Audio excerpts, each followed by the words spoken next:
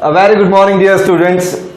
Welcome back in the BBVN online classes. In class 12th Commerce Economics, we are going to discuss about the excess or deficient demand.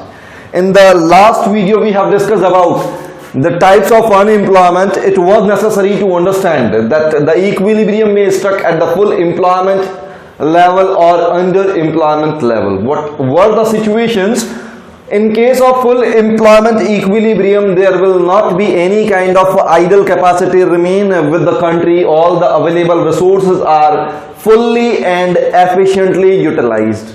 But in case of underemployment equilibrium, where demand become equal to, where aggregate demand become equal to aggregate supply, when there is involuntary unemployment in the economy, a few resources are still idle, or the economy has idle capacity or excess capacity to produce more. दोनों में फर्क क्या बताया गया कि भाई full employment equilibrium का मतलब जहां पर एडीएएस के बराबर होता है, एडीएएस के बराबर होता है, सेविंग्स इन्वेस्टमेंट के बराबर होता है। तो दोनों कंडीशन में हो सकता है, या तो फुल एम्प्लॉयमेंट में भी हो सकता है या अंडर एम्प्लॉयमेंट में भी हो सकता है। फुल एम्प्लॉयमेंट का मतलब सीधा सीधा ये था कि जहां पर आपके पास कोई भी कैपेसिटी, एक्सेस कैपेसिटी नहीं बचती, ऑल द अवेलेबल रिसोर्सेज, जितने भी रिसोर्सेज हैं वो सारे के सारे फुल यूटिलाइज है आपके पास, तो उसे फुल एम्प्लॉयमेंट इक्विलिब्रियम माना जाएगा। लेकिन अगर अंडर एम्प्लॉयमेंट इक्विलिब्रियम है, यानी कि एडीएएस के बराबर तो है, लेकिन अभी भी इनवॉलंटरी अनएम्प्लॉयमेंट इकोनॉमी में है, यानी कि people who want to work at the prevailing wage rates, they are ready to work, but due to the structure of the economy और due to the technological changes in the economy, they are forced to remain unemployed. तो उस case में economy में unemployment होगा, यानी कि access capacity आपके पास में आइडल रहेगी। आप चाहें तो प्रोडक्शन को बढ़ा सकते हैं। दोनों केस में फर्क, फुल एम्प्लॉयमेंट में रिसोर्स फुल यूटिलाइज है, प्रोडक्शन को बढ़ाने की कोई भी चांसेस नहीं है। अंडर एम्प्लॉयमेंट में प्रोडक्शन को बढ़ाया जा सकता है। कब बढ़ाया जा सकता है? By utilising the ideal resources. आपके जो आइडियल रिसोर्सेज हैं उन्हें यूज करके प्रोडक्शन को बढ़ाया जा सकता है। अपन एक एक पॉइंट को डिस्कस करते हैं। पहले बात करते हैं एक्सेस डिमांड की।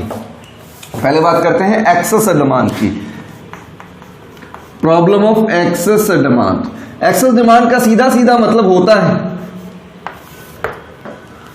Where aggregate demand is in excess over aggregate supply, where aggregate demand is in excess over aggregate supply corresponding to full employment equilibrium. अब कंडीशन देखिएगा, एडी बड़ा है एएस से, एडी बड़ा है एएस से। This is OX axis, OY axis. यहां पर अपन लेते हैं आउटपुट या एम्प्लॉयमेंट, आउटपुट एम्प्लॉयमेंट, ठीक है। यहां अपन लेते हैं एडीएस को, aggregate demand aggregate supply. As is line of reference,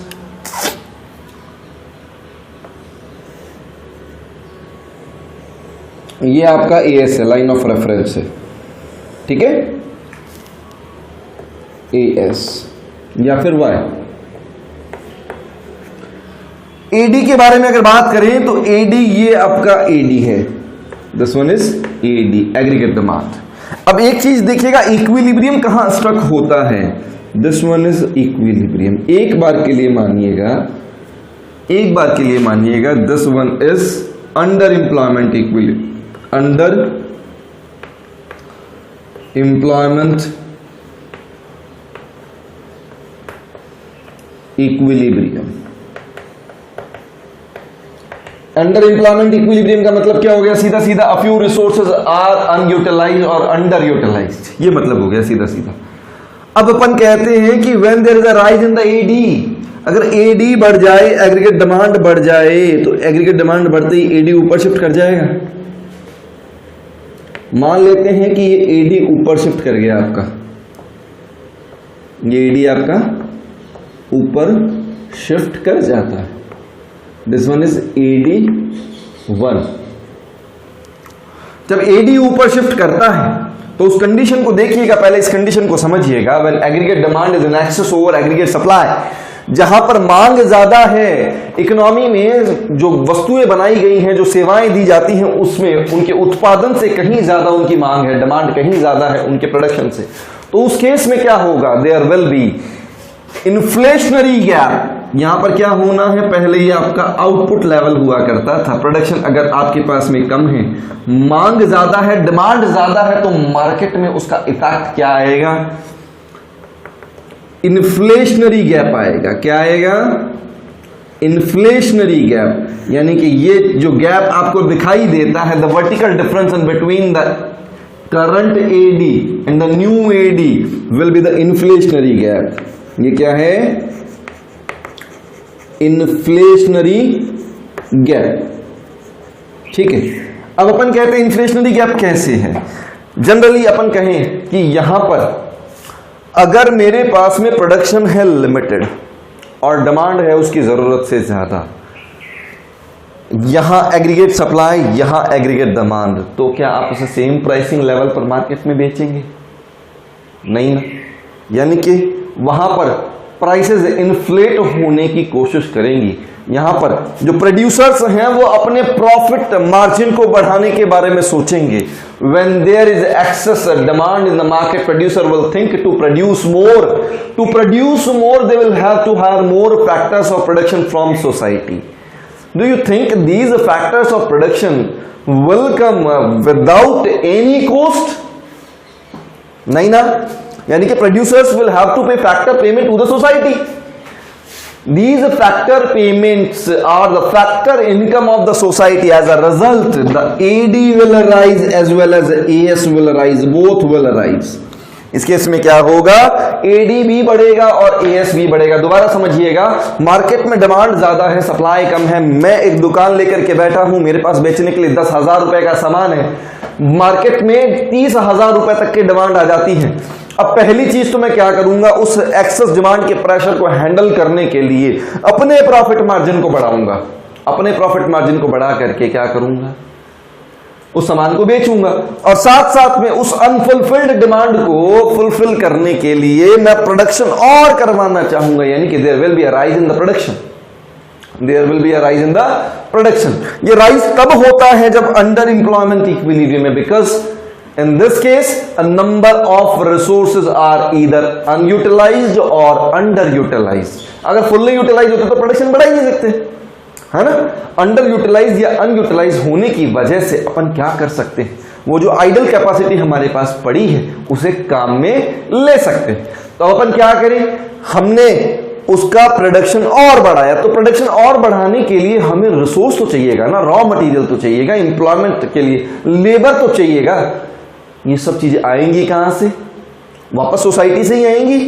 जब सोसाइटी से आएंगी तो सोसाइटी फ्री में तो देगा नहीं हमें रिसोर्स। यानी कि फर्म को उन फैक्टर्स ऑफ प्रोडक्शन के लिए सोसाइटी को फैक्टर पेमेंट्स चुकाने पड़ेंगे। ठीक है, तो जहां पर फर्म्स प्रोडक्शन करने के बारे में सोच रही है, when the aggregate supply is about to rise, at the same time the income of society is also rising.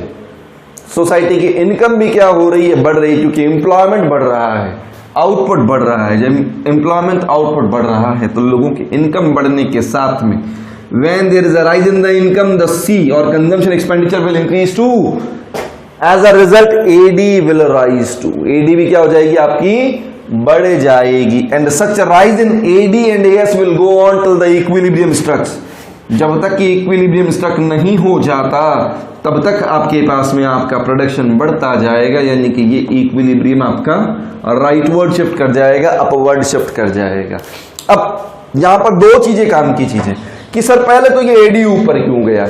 AD ऊपर जाने के लिए अपन कहते हैं कि अपन एक्सपेंडिचर मेथड का एक फॉर्मूला पढ़ा था, C plus I plus G plus X minus M। ये जीडीपी आउटपुट निकालने का फॉर्मूला था अपना, एक्सपेंडिचर मेथड का था ना।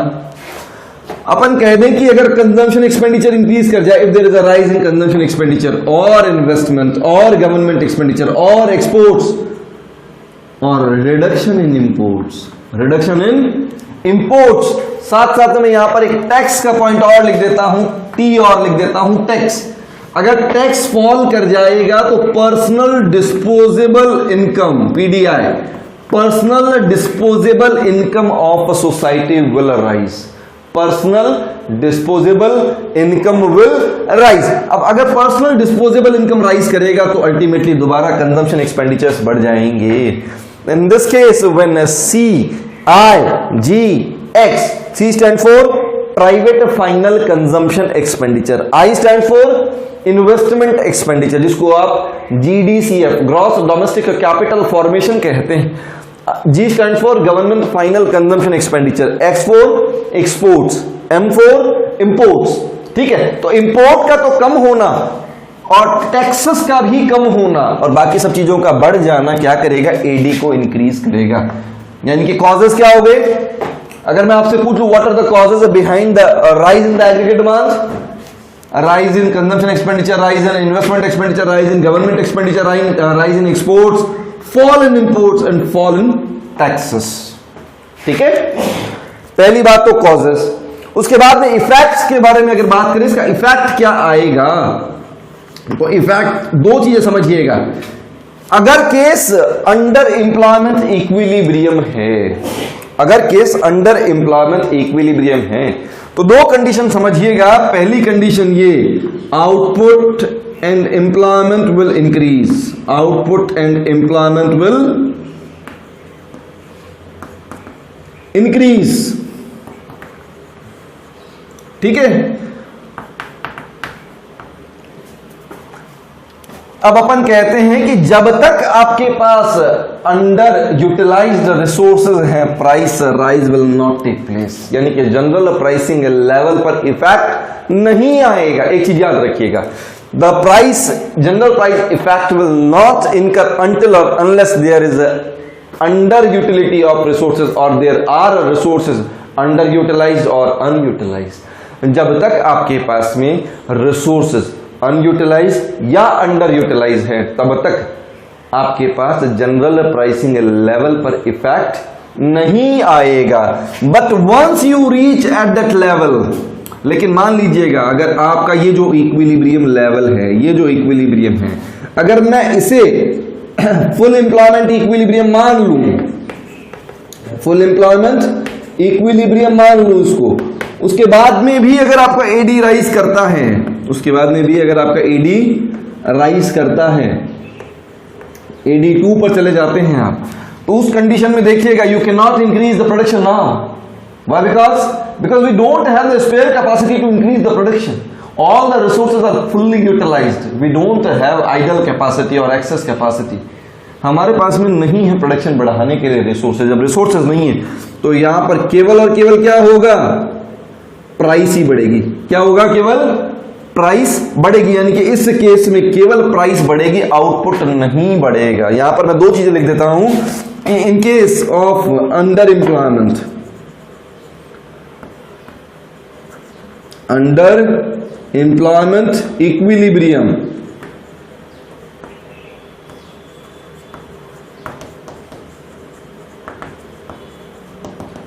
General pricing level, general pricing level will not rise, will not increase. ठीक है, अब तीसरा पॉइंट काम का पॉइंट है। In case of full employment, in case of full employment equilibrium,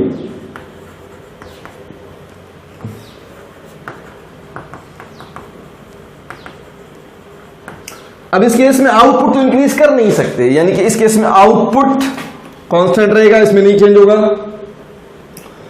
output will remain constant, employment will remain constant, क्योंकि यहां पर इनवॉलंटरी अनएम्प्लॉयमेंट नहीं होता।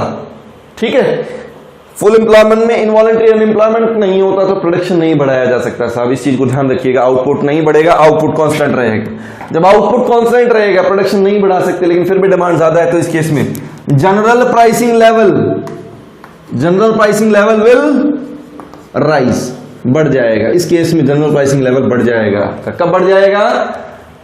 when excess demand is an over the full employment equilibrium, अगर full employment equilibrium से भी ऊपर आपकी aggregate demand निकल जाए, when AD is excess over aggregate supply corresponding to full employment equilibrium, in this case the output will not rise. This is the Keynesian approach. Keynesian approach यही है, याद रखिएगा। Keynesian approach पूछे मुझसे exam में, मुझे ये कहा जाए प्रोफेसर कीन्स की थियरी एक्सप्लेन करिए, तो प्रोफेसर कीन्स का कहना यही है कि once you reach at the full employment equilibrium, after that you can not increase the production, you can not increase the employment और output after such level. If there is still excess demand, it will induce only and only general pricing level, यानी कि यहां पर wage rate spiral ही इनकर होगा। यानी कि wage rate spiral का मतलब होता है where wages catches of prices and prices catches of wages, जहां पर वेज की वजह से प्राइस बढ़ जाएंगी और प्राइस की वजह से वेजेस बढ़ जाएंगे, तो उस कंडीशन को वेज रेट स्पायरल कहा जाता है। तो वेज रेट स्पायरल केवल कब आएगा, या जनरल प्राइसिंग लेवल में राइज कब आएगा, आफ्टर फुल एम्प्लॉयमेंट इक्विलिब्रियम, ठीक है। जबकि अंडर एम्प्लॉयमेंट इक्विलिब्रियम के बाद में क्या होगा, जनरल प्राइसिंग लेवल में चेंज नहीं आएगा। उसके बाद में क्या हो सकता है, आउटपुट इंक्रीज कर सकता है, एम्प्लॉयमेंट इंक्रीज कर सकता है। आज के वीडियो में अपन ने जो डिस्कस किया आपको उसको रिवाइज करना है। अगले वीडियो में अपन डिस्कस करेंगे कि how can we rectify this problem with the monetary policy और फिस्कल पॉलिसी। ठीक है बेटा, thank you, have a good day.